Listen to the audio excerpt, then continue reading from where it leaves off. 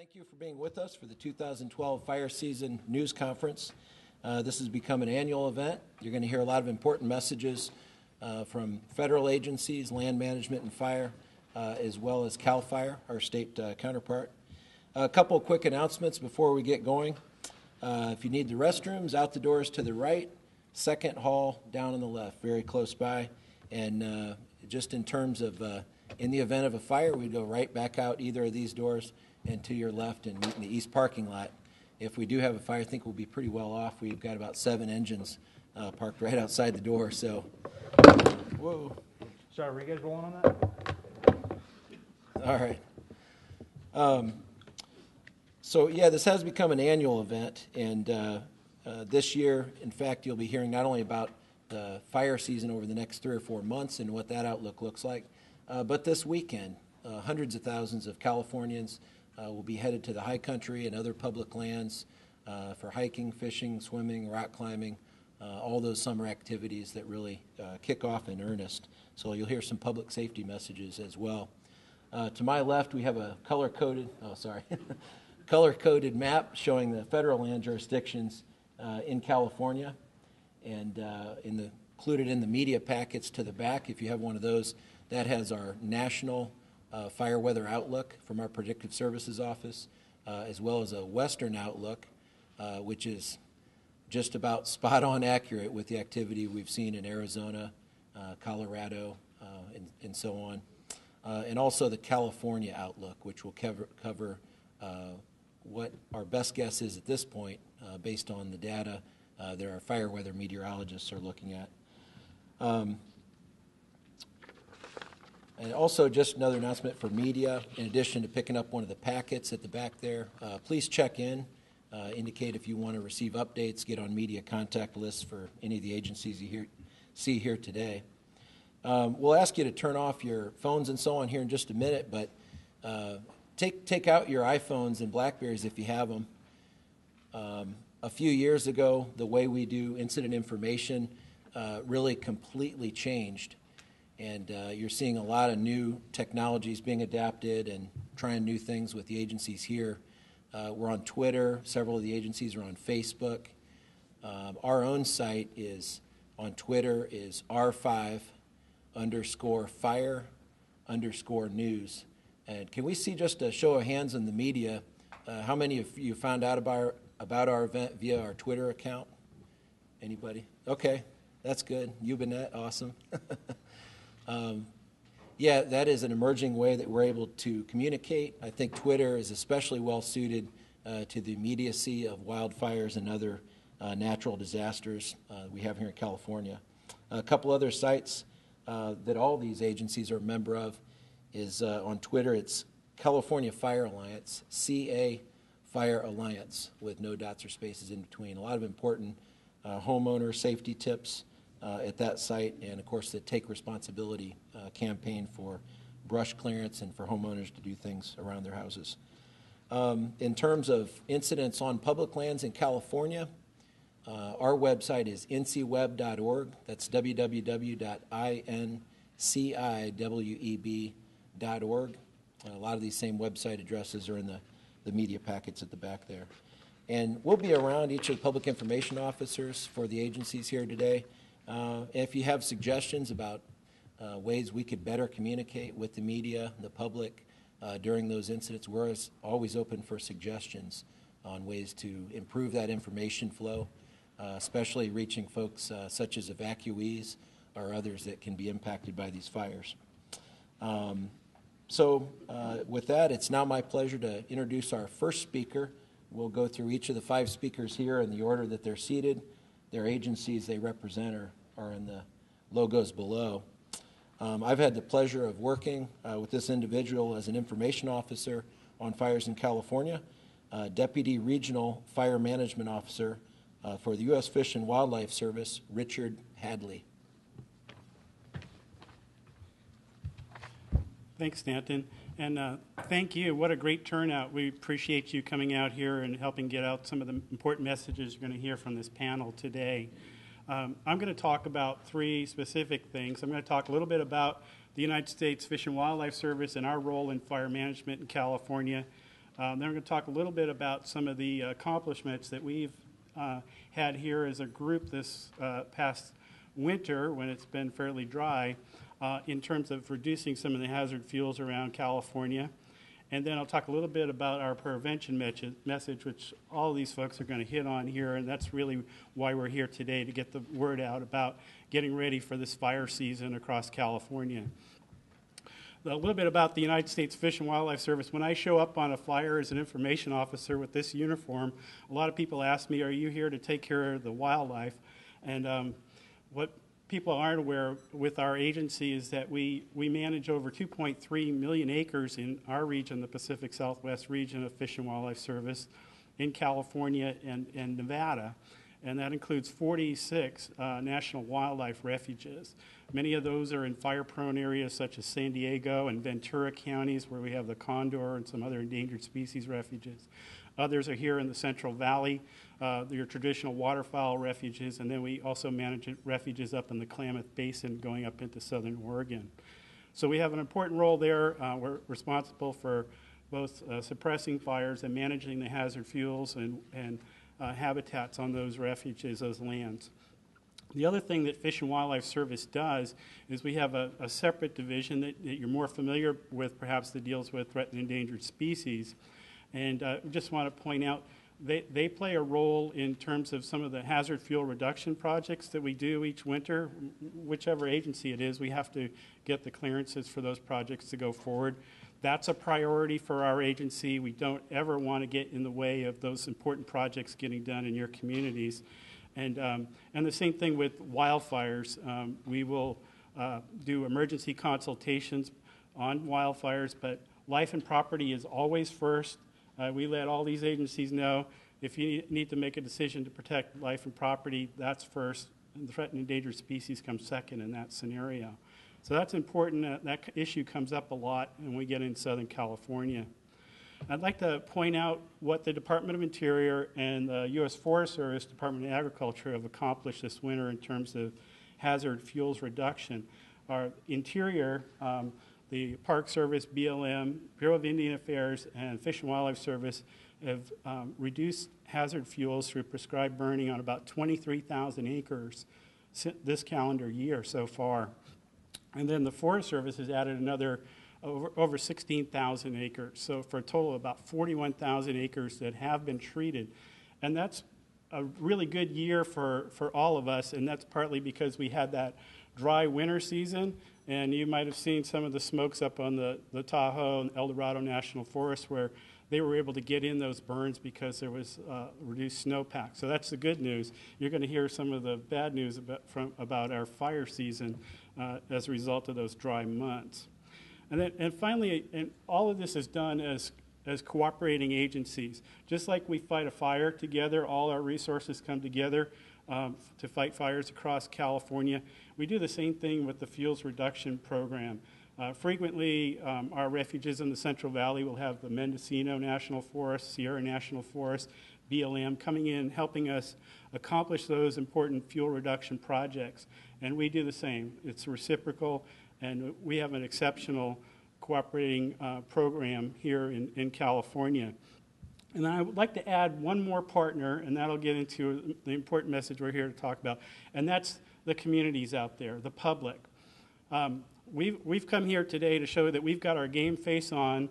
We're ready for the 2012 fire season, and we need your help also. Firefighters appreciate it when there's a fire and they roll up to a house where they've done the work of clearing the grass, brush, trees, and that house is now defensible. Gives us an opportunity to save your property. So right now, if you haven't already done it, now's the time to get going and get that work done. I know I'll be doing a little bit of tidying up around my home in Auburn this weekend. Just make sure I'm ready for the fire season. We're asking you to do the same. We're saying, we're ready. Are you ready? And with that, I'd like to turn it over to Paul Bannister, who's the State Fire Management Officer for Bureau of Land Management here in California. He's going to talk about some of the programs they have going along these same issues. Thank you. Richard, how do you spell your last name? I'm sorry. Hadley. Thank you. So again, my name is Paul Bannister. I'm the State Fire Management Officer for the Bureau of Land Management. And sitting there, I reflected on the importance of conferring with your counterparts, because Richard basically covered everything I wanted to touch on today. However, I'll still like to share some of the proactive measures that the Bureau of Land Management's taken to support what appears to be an active season ahead of us. I will say I'm not equipped here to talk about fire severity predictions. I would say on one side of my head that I don't necessarily predict seasons anymore, because after 25 years they still seem to me to be very unpredictable. However, this one does appear to be setting up to be a busy one. So despite tightening budgets within the federal government, the Bureau of Land Management here in California, we're at full staffing for this summer. We're going to have our full complement of fire engines, our helicopter crews, and our 2 interagency hotshot crews, which are currently staffed and available. Also, as fire season dictates, we have the ability to bring in single-engine air tankers through working with our Boise National Office, and those will be deployed as fire conditions dictate. So one of the things that we're doing, just as an extra measure, it happens every few years. This is a process internal to the Bureau of Land Management. We actually have a team coming in next week of about 15 people from our national office, and they're going to travel throughout the state for the next 2 weeks and be coming in and drilling our crews and putting our people through a preparedness review. And I'm excited about that. That gives us that extra measure of preparedness that helps me ensure that my folks are ready to take the job that the taxpayers are paying them to do.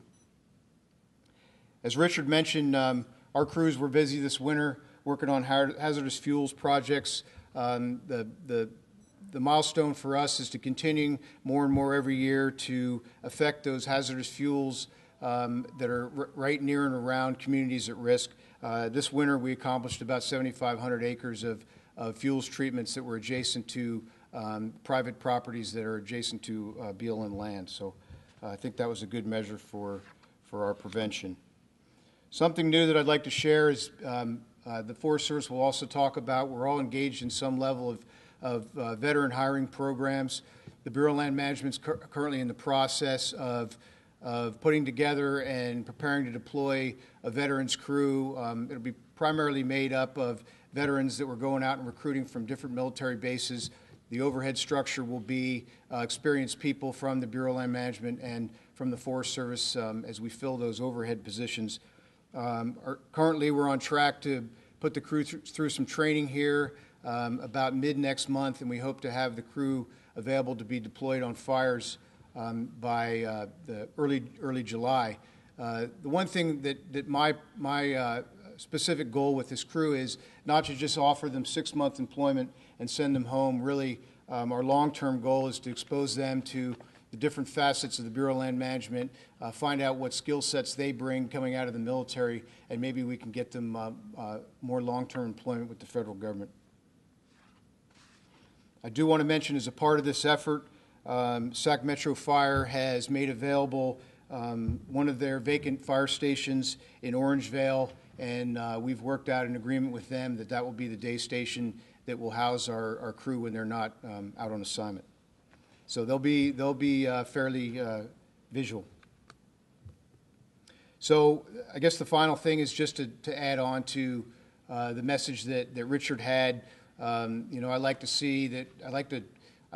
present the message that we need the public to help us help them. And when we talk about defensible spaces around people's properties and homes and communities, this doesn't just help protect them, but it helps protect us and our firefighters, the people that need to get in there to do the work to protect their homes. And that's an important message that goes along with the actual objective of clearing the brush and making a home defensible, that it works both ways. It helps the resources on the ground get in there and do the job they need to do, and at the same time gives that homeowner some space that they can hopefully get out and create some defensible space for their area. Stanton mentioned the Take Responsibility campaign that the Bureau of Land Management is part of, and again, you can access that website, which has tips for clearing brush around your property through the Fire Alliance website.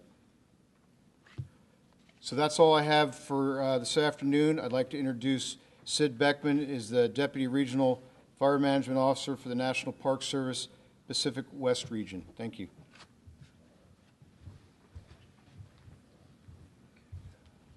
Thanks, Paul. Good afternoon. Again, Sid Beckman with National Park Service, Fire Management, Pacific West Regional Office. The National Park Service is committed to safety and science and stewardship in the management of wildland fire. And wildfire is an essential natural process, and we in the National Park Service use this process not only to restore ecosystems, but also to protect and preserve significant historical and cultural landscapes. Our emphasis in California ranges from protection in wildland urban interface parks such as the Bay Area, Golden Gate, Point Reyes, Southern California, and Santa Monica Mountains, to more of wildfire management, where we manage natural ignitions in large wilderness areas such as Sequoia and Kings Canyon National Park and Yosemite National Parks. We use a combination of science and experience to plan and implement an appropriate response to all wildland fire ignitions in national parks. And throughout the year, we work with our local communities, publics, and interagency partners such as the Forest Service, CAL FIRE, and other DOI agencies in wildfire planning and fuel management projects around national parks.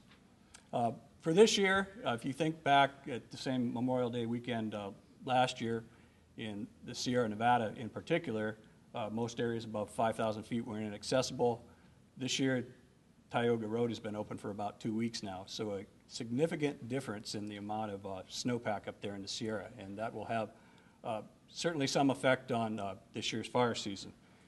In California, we have resources in the Park Service that stretch all the way from our desert parks in Joshua Tree, Mojave, Death Valley, up the coastal range into Redwood National Park, and in the southern Cascades, Lassen Volcanic, and down through the Sierra Nevada.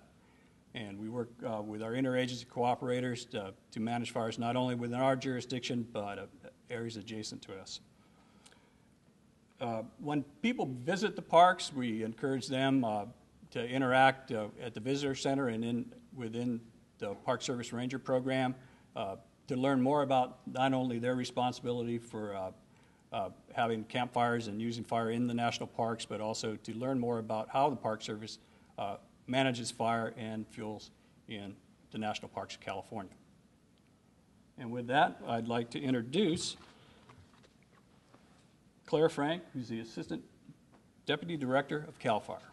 Thank you.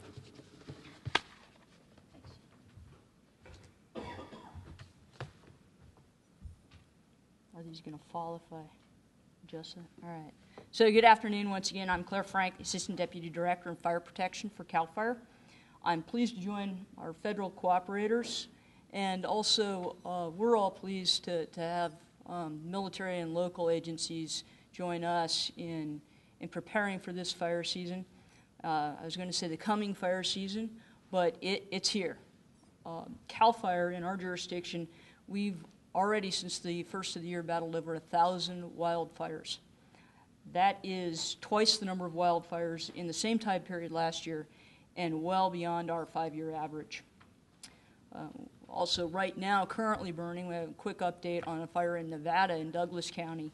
We had aviation resources on it, and I know the U.S. Forest Service is participating in it, and Willie Thompson will speak to that a little bit. It's about 4,500 acres and only 10% contained. The reason I bring it up is it's burning in conditions that are very similar to those that we have right now. We have red flag warnings in parts of Southern California and critical fire weather watch with wind advisories inland. The dry conditions, and we've heard some talk about it already, the dry conditions from the lack of rainfall this year always cause us to be on heightened alert. The state's what's it called? It's called the Final Snow Survey. Showed a water content of 40% of normal. It's dry conditions, and when coupled with California's high temperatures in the summer, it obviously poses an increased threat of fire danger. Fire danger exists every year in California. We hear this every year. Every time we gather together, we talk about the fire danger.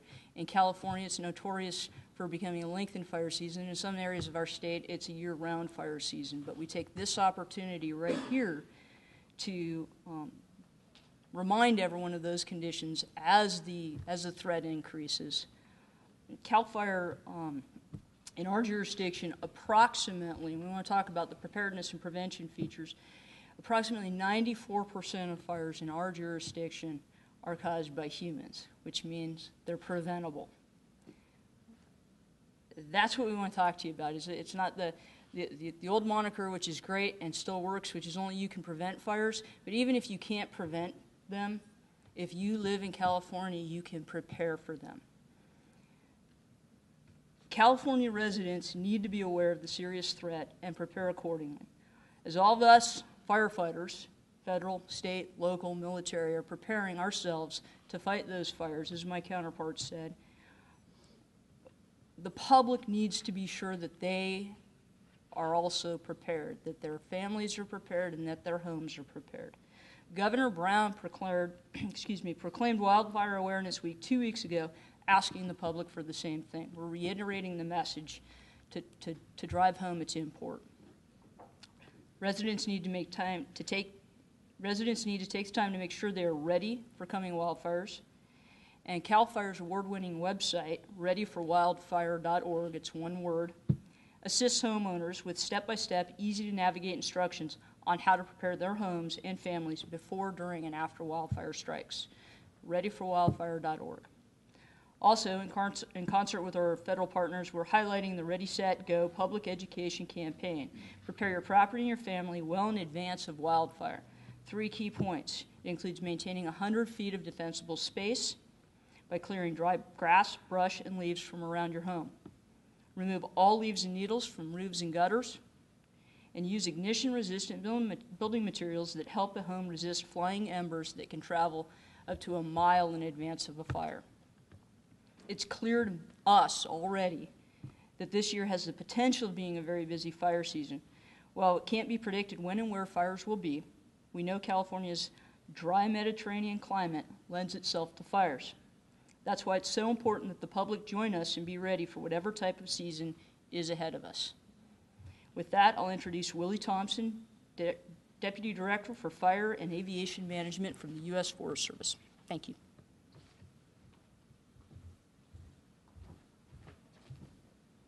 Thanks, Claire. Good afternoon, everyone. It's nice to see everybody here. And what I would like to do before I get started is to thank our partners here for joining us to talk about fire season, the outlook, our preparedness, and where we go from here. So what I'm going to talk about is our Veterans Green Corps, our current outlook, and our preparedness. So as Paul mentioned, our Veterans Green Corps cruise, I'm very excited that we are part of that and that this is our second year going into this program, and they're actually, we're training veterans back into the workforce, and they're actually working on our fire crews or being trained to work on our fire crews. They got some important work out there that they've working on at South Lake Tahoe. They're on the Sierra and the Cleveland. So I'm very proud to have those folks be part of our workforce. I'd like to switch gears here and go into our current outlook. And if you take a look at the map here, all the green is the Forest Service land here. It's about 20 million acres that we protect. Our preliminary assessment indicates that most portions of the state will experience a normal start of fire season, but there's probably above average in the southern part of the state, simply driven by the dry conditions that we currently have and the lack of rainfall.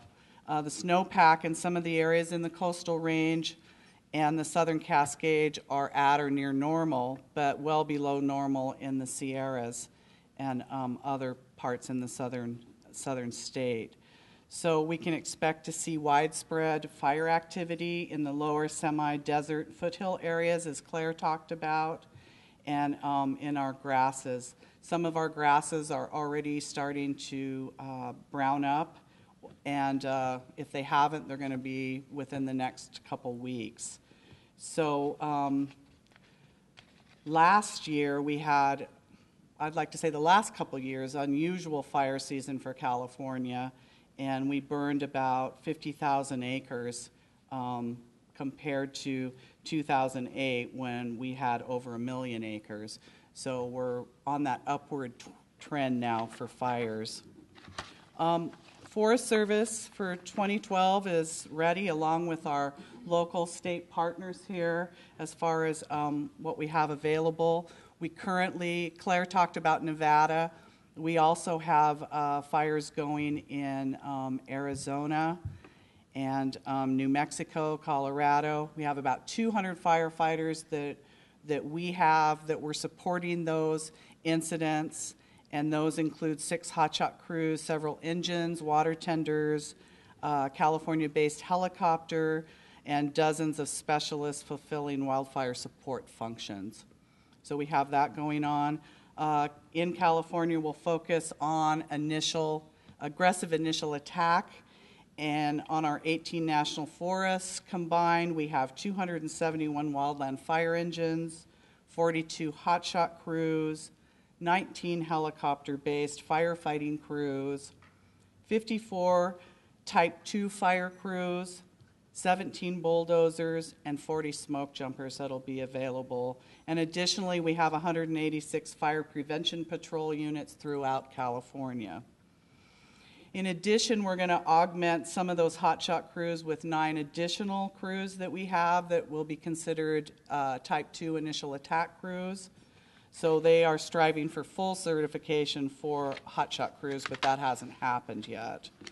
So nationally, the Forest Service has available about 27 large air tankers and 1 very large air tanker. And those include our normal air tankers on exclusive use contracts, 8 military C-130s equipped with modular airborne firefighting systems, the MAFS units, better known as, 8 CV-8 or 580, available through agreements with the state of Alaska and the Canadian government, and the DC-10, which saw a little bit of action last season, and that's on a call when needed contract, and that was on the motor fire last year. We have also the ability to mobilize hundreds of helicopters that are based on national forests within California. That includes 30 heavy helicopters, 33 medium helicopters, 61 light helicopters, and those are all on exclusive use contracts, and then call when needed contracts. We have about 84 heavy helicopters, 116 medium, and over 300 light helicopters that will be available. So in closing, as the other folks here with me on the panel has talked about preparedness for fire season, I just, would like to ask the public to take preparations in the event of a wildfire evacuations from their homes or from campgrounds and other recreational facilities, to take a look at a website, the Wildland Fire, it's readysetgo.org, but it's actually wildlandfirersg.org. And there's no dots, no spaces in between. So take a look at that. And then also remind folks, with Memorial Day weekend that's right upon us right now, we ask that everyone be careful with fire when visiting our public lands. And it's always important to remain vigilant and practice fire safety. Always make sure your fire is completely extinguished before leaving it. And with that, I'd again like to thank my partners for being here with us today, and thank you very much.